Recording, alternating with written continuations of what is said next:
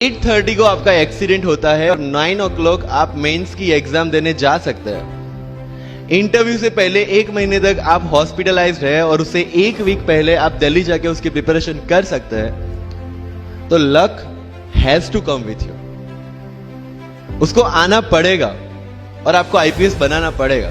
मैं एग्जाम के लिए निकला, मेंस मेरा था, सुबह GS3 का पेपर था।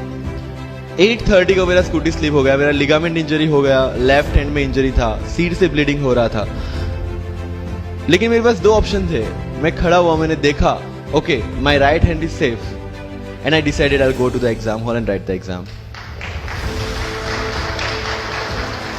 मेरे पास 2 ही ऑप्शन थे, या तो मैं वहां से उठ के रोने लगूं, यार मेरे साथ ही ऐसा क्यों हुआ, मेरा एक्सीडेंट हो गया, मेरा मेंस खराब हो गया और हॉस्पिटल जाओ, या दूसरा ऑप्शन था कि मैं देखूं कि मैं 3 घंटे और सरवाइव कर सकता हूं। हाँ कर सकता हूं। मैं मेंस के लिए एग्जाम हॉल में गया।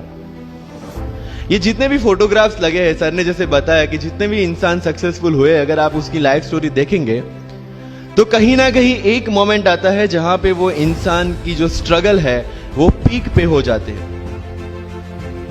वो इस मोमेंट पे आपको डिसाइड करना है कि आपको वहां से यू टर्न लेना है या आपको वहां से आगे निकलना है। इन सब लोगों ने डिसाइड किया कि उनको वहां से आगे निकलना है। एंड दैट इज द फंडा ऑफ लाइफ।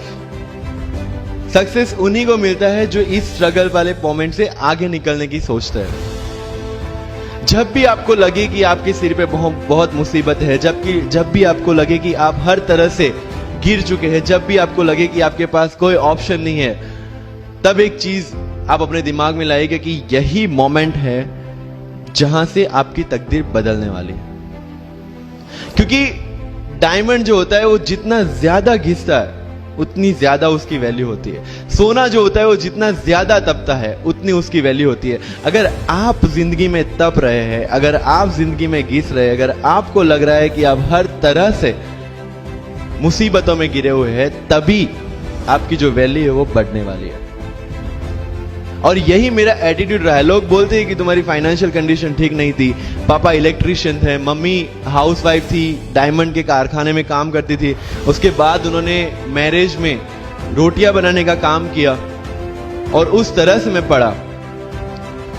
लेकिन जब मुझे पूछा जाता है कि ऐसी कौन सी चीज है आपकी लाइफ में जो आप बदलना चाहते हो, एंड आई सेड नथिंग।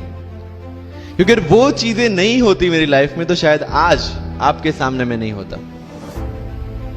तो अगर लाइफ में प्रॉब्लम्स है, अगर लाइफ में स्ट्रगल है, जैसे सर ने बताया struggle is a part of life and I strongly believe in that. Bharat वर्ष का सपना चंद्रगुप्त ने देखा, चाणक्य ने देखा, और उस भारत वर्ष को बनाने के लिए जब ये संघर्ष जारी था और तब राजा धनानंद की डॉटर दूरदराज से चंद्रगुप्त को प्यार हो जाता है, और जब चाणक्य उनको बोलते कि नहीं तुम्हें उससे दूर रहना है, तब चंद्रगुप्त बोलता है आचार्य कभी कभी सोचता हूं कि जिंदगी में या ये भारत के सम्राट बनने के लिए इतना त्याग, इतना बलिदान ना देना होता तो।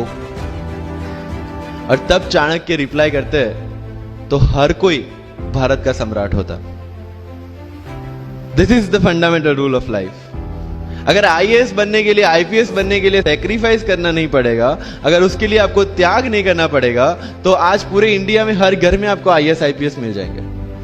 मुझे एग्जैक्ट डेट याद है, 23 मार्च को मेरा इंटरव्यू था।